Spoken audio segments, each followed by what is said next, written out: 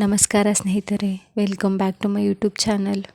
ಸ್ನೇಹಿತರೆ, ನೀವೇನಾದರೂ ಭಾರತೀಯ ಅಂಚೆ ಇಲಾಖೆ GDS 2026ರ ನೇಮಕಾತಿಗೆ ಸಂಬಂಧಿಸಿದಂತೆ ಅರ್ಜಿಯನ್ನು ಸಲ್ಲಿಸಿದರೆ ಮೆರಿಟ್ ಲೀಸ್ಟಲ್ಲಿ ನೀವು ಆಯ್ಕೆಯಾದರೆ ನೆಕ್ಸ್ಟ್ ಡಾಕ್ಯುಮೆಂಟ್ ವೆರಿಫಿಕೇಷನ್ಗೆ ಹೋಗುವಂಥ ಸಂದರ್ಭದಲ್ಲಿ ನೀವು ಯಾವ ದಾಖಲೆಗಳನ್ನು ತೆಗೆದುಕೊಂಡು ಹೋಗಬೇಕು ಅನ್ನುವಂಥ ವಿಡಿಯೋ ಇದಾಗಿರುತ್ತೆ. ಮೆರಿಟ್ ಲಿಸ್ಟಲ್ಲಿ ಆಯ್ಕೆಯಾದಂಥವರು ಪ್ರಮುಖವಾಗಿ 10 ದಾಖಲೆಗಳನ್ನು ತೆಗೆದುಕೊಂಡು ಹೋಗಬೇಕು. ಅವು ಯಾವ್ಯಾವು ಅಂತ ನಾನು ಎಕ್ಸ್ಪ್ಲೇನ್ ಮಾಡ್ತಾ ಹೋಗ್ತೀನಿ. ಎಲ್ಲೂ ಸ್ಕಿಪ್ ಮಾಡದೆ ವಿಡಿಯೋವನ್ನು ಪೂರ್ತಿಯಾಗಿ ನೋಡಿ, ಆಗಲೇ ನೀವು ಸಂಪೂರ್ಣವಾದಂಥ ಮಾಹಿತಿಯನ್ನು ಪಡ್ಕೊಳ್ಳೋಕ್ಕೆ ಸಾಧ್ಯ ಆಗುತ್ತೆ. ಸ್ನೇಹಿತರೆ, ಮೊದಲನೇದಾಗಿ ನೀವು ನಿಮ್ಮ 10th ಮಾರ್ಕ್ಸ್ ಕಾರ್ಡನ್ನು ತೆಗೆದುಕೊಂಡು ಹೋಗಬೇಕಾಗುತ್ತೆ. ಏಕೆಂದರೆ ನಿಮ್ಮನ್ನು ಆಯ್ಕೆ ಮಾಡೋದೇ ನಿಮ್ಮ 10th ಮಾರ್ಕ್ಸ್ನ ಆಧಾರದ ಮೇಲೆ. ಹಾಗಾಗಿ ನೀವು ನಿಮ್ಮ ಮಾರ್ಕ್ಸ್ ಕಾರ್ಡನ್ನು ಕಡ್ಡಾಯವಾಗಿ ತೆಗೆದುಕೊಂಡು ಹೋಗಬೇಕು. ಇದರ ಜೊತೆಗೆ ನಾನಿಲ್ಲಿ ಹೇಳುವಂತಹ ಎಲ್ಲ ಡಾಕ್ಯುಮೆಂಟ್ಸ್ನೂ ಕೂಡ 2 ಸೆಟ್ಟು ಜೆರಾಕ್ಸು ಮತ್ತು ಒರಿಜಿನಲ್ ಕಾಪಿ ಎರಡೂ ಕೂಡ ತಪ್ಪದೆ ತೆಗೆದುಕೊಂಡು ಹೋಗಿ. ನೆಕ್ಸ್ಟ್ ನೀವು ಐಡೆಂಟಿಟಿ ಪ್ರೂಫ್ಗೆ ಏನಾದರೂ ಒಂದು ಡಾಕ್ಯುಮೆಂಟನ್ನು ತೆಗೆದುಕೊಂಡು ಹೋಗಬೇಕಾಗುತ್ತೆ.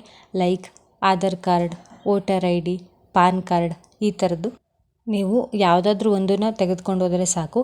ನೆಕ್ಸ್ಟು ನೀವು ನಿಮ್ಮ ಕ್ಯಾಸ್ಟ್ ಸರ್ಟಿಫಿಕೇಟನ್ನು ತೆಗೆದುಕೊಂಡು ಹೋಗಬೇಕಾಗುತ್ತೆ. ನೀವು SC ST ಕ್ಯಾಟಗರಿಯವರಾದರೆ ನಿಮ್ಮ ಕ್ಯಾಸ್ಟ್ ಸರ್ಟಿಫಿಕೇಟನ್ನು ತೆಗೆದುಕೊಂಡು ಹೋಗಿ. ಹಾಗೆ OBC ಆದರೆ ನಿಮಗೂ ಕೂಡ ಒಂದು ಕ್ಯಾಸ್ಟ್ ಸರ್ಟಿಫಿಕೇಟ್ ಇರುತ್ತೆ, ಅದನ್ನು ತೆಗೆದುಕೊಂಡು ಹೋಗಿ. ಹಾಗೆ ನಿಮ್ಮ ಕ್ಯಾಸ್ಟ್ ಸರ್ಟಿಫಿಕೇಟ್ನ ಅವಧಿ ಏನಾದರೂ ಮುಕ್ತಾಯ ಆಗಿದ್ದರೆ ದಯವಿಟ್ಟು ಈಗಲೇ ಹೊಸದಾಗಿ ಮಾಡಿಸ್ಕೊಳ್ಳಿ. ಮೆರಿಟ್ ಲಿಸ್ಟ್ ಬಂದ ಮೇಲೆ ಮಾಡಿಸ್ತೀನಿ ಅಂತ ಅಂದರೆ ಆಗಲ್ಲ. ಯಾಕಂತಂದರೆ ಕ್ಯಾಸ್ಟ್ ಸರ್ಟಿಫಿಕೇಟ್ ಮಾಡಿಕೊಡೋಕ್ಕೆ 10 to 15 ಡೇಸ್ ಟೈಮ್ ಆಗುತ್ತೆ. ಮೆರಿಟ್ ಲಿಸ್ಟ್ ಬಂದ ಮೇಲೆ ನಿಮಗೆ ಟೈಮ್ ಕೊಡೋದೇ 15 ಡೇಸ್. ಹಾಗಾಗಿ ಇವಾಗಲೇ ಮಾಡಿಸ್ಕೊಂಡ್ರೆ ಒಳ್ಳೆಯದು. ಯಾವುದಕ್ಕೂ ಒಂದು ಸಲ ನಿಮ್ಮ ಕ್ಯಾಸ್ಟ್ ಸರ್ಟಿಫಿಕೇಟನ್ನು ಇವಾಗಲೇ ಚೆಕ್ ಮಾಡಿ ಇಟ್ಕೊಳ್ಳಿ. ನೆಕ್ಸ್ಟ್ ಡಾಕ್ಯುಮೆಂಟ್ ಬಂದು PWD ಸರ್ಟಿಫಿಕೇಟ್. ಇದು ಎಲ್ಲರಿಗೂ ಕೂಡ ಅಪ್ಲೈ ಆಗಲ್ಲ. ಯಾರ್ಯಾರು ಫಿಸಿಕಲಿ ಹ್ಯಾಂಡಿಕ್ಯಾಪ್ಟ್ ಇರ್ತೀರ ಅಂಥವ್ರಿಗೆ ಮಾತ್ರ ಅಪ್ಲೈ ಆಗುತ್ತೆ. ಯಾರ್ಯಾರು ಹ್ಯಾಂಡಿಕ್ಯಾಪ್ಟ್ ಇರ್ತೀರ ಅವರು ಈ ಡಾಕ್ಯುಮೆಂಟನ್ನು ತಪ್ಪದೆ ತೆಗೆದುಕೊಂಡು ಹೋಗಿ. ನೆಕ್ಸ್ಟ್ ಡಾಕ್ಯುಮೆಂಟ್ EWS ಸರ್ಟಿಫಿಕೇಟ್, ಅಂದರೆ ಆರ್ಥಿಕವಾಗಿ ಹಿಂದುಳಿದ ವಿಭಾಗ ಯಾರಿರ್ತಾರೆ ಅವರಿಗೆ ನೀಡುವಂತಹ ಸರ್ಟಿಫಿಕೇಟ್. ಈ ಸರ್ಟಿಫಿಕೇಟ್ ಇದ್ದಂಥವರು ಕೂಡ ತಪ್ಪದೆ ತೆಗೆದುಕೊಂಡು ಹೋಗಿ.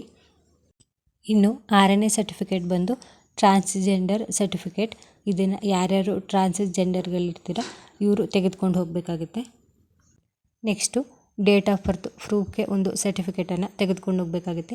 ಇದನ್ನು ತುಂಬ ಜನ ಡೇಟ್ ಆಫ್ ಬರ್ತ್ ಸರ್ಟಿಫಿಕೇಟ್ನೇ ಮಾಡಿಸ್ಕೊಂಡು ಹೋಗಬೇಕು ಅಂತ ಕನ್ಫ್ಯೂಸನ್ನು ಮಾಡ್ಕೊಂಡಿರ್ತೀರ. ಅದರ ಅವಶ್ಯಕತೆ ಇಲ್ಲ. ನೀವು ಈಗಾಗಲೇ ಆಧಾರ್ ಕಾರ್ಡ್ ಅಥವಾ ವೋಟರ್ ID ಏನಾದರೂ ಒಂದು ತೆಗೆದುಕೊಂಡು ಹೋಗ್ತೀರಲ್ವಾ, ಅದೇ ಇದಕ್ಕೂ ಕೂಡ ಅಪ್ಲೈ ಆಗುತ್ತೆ. ಇದಕ್ಕೆ ಅಂತ ಸಪ್ರೇಟಾಗಿ ಇನ್ನೊಂದನ್ನು ತೆಗೆದುಕೊಂಡು ಹೋಗುವಂಥ ಅವಶ್ಯಕತೆ ಇರಲ್ಲ. ನೆಕ್ಸ್ಟು ಅಪ್ಲಿಕೇಶನ್ ಆನ್ಲೈನ್ ಪ್ರಿಂಟೌಟ್, ಇದನ್ನು ತೆಗೆದುಕೊಂಡು ಹೋಗಬೇಕು.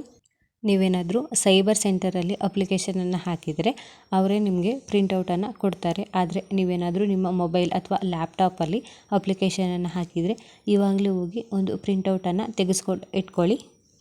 Next medical certificate. ಇದನ್ನು ಎಲ್ಲರೂ ಕೂಡ ತಪ್ಪದೆ ತೆಗೆದುಕೊಂಡು ಹೋಗಬೇಕು.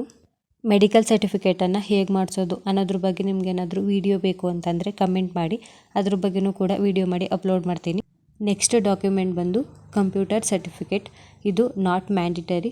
ಇದನ್ನು ಎಲ್ಲೂ ಕೂಡ ಕಂಪಲ್ಸರಿಯಾಗಿ ಬೇಕು ಅಂತ ಹೇಳಿಲ್ಲ. ಆದರೆ ನಿಮ್ಮ ಹತ್ರ ಇದ್ದರೆ ತೆಗೆದುಕೊಂಡು ಹೋಗಿ, ಏನು ಪ್ರಾಬ್ಲಮ್ ಇಲ್ಲ ಅಂತಂದರೂ ನಡೆಯುತ್ತೆ. ಸ್ನೇಹಿತರೆ, ಮೆರಿಟ್ ಲಿಸ್ಟಲ್ಲಿ ನಿಮ್ಮ ಹೆಸರು ಬರುತ್ತೆ ಅನ್ನೋಂತಹ ಗ್ಯಾರಂಟಿ ನಿಮಗೆ ಇದ್ದರೆ ಇವಾಗಲೇ ಈ ಎಲ್ಲ ಡಾಕ್ಯುಮೆಂಟ್ಸ್ಗಳನ್ನು ರೆಡಿ ಮಾಡಿ ಇಟ್ಕೊಳ್ಳಿ. ಸಾಧ್ಯ ಆದರೆ ಒಂದು ಸ್ಕ್ರೀನ್ಶಾಟನ್ನು ತೆಗೆದುಕೊಂಡು ಇಟ್ಕೊಳ್ಳಿ. ಯಾಕಂತಂದರೆ ನಿಮಗೆ ಯಾವುದೇ ರೀತಿ ಡೌಟ್ ಇಲ್ಲದೆ ಎಲ್ಲ ಡಾಕ್ಯುಮೆಂಟ್ಸ್ಗಳನ್ನು ಹೊಂದಿಸ್ಕೊಳ್ಳೋಕ್ಕೆ ಈಸಿ ಆಗುತ್ತೆ. ಸ್ನೇಹಿತರೆ, ಇದಾಗಿತ್ತು GDS 2026ರ ನೇಮಕಾತಿಗೆ ಸಂಬಂಧಿಸಿದಂತೆ ಬೇಕಾಗಿರುವಂತಹ ಪ್ರಮುಖ ದಾಖಲೆಗಳ ಒಂದು ವಿಡಿಯೋ. ಇದೇ ತರಹದ ಮಾಹಿತಿಗಾಗಿ ನಮ್ಮ ಚಾನಲನ್ನು ಸಬ್ಸ್ಕ್ರೈಬ್ ಮಾಡಿ, ಲೈಕ್ ಮಾಡಿ ಹಾಗೂ ಶೇರ್ ಮಾಡಿ. Thank you for watching.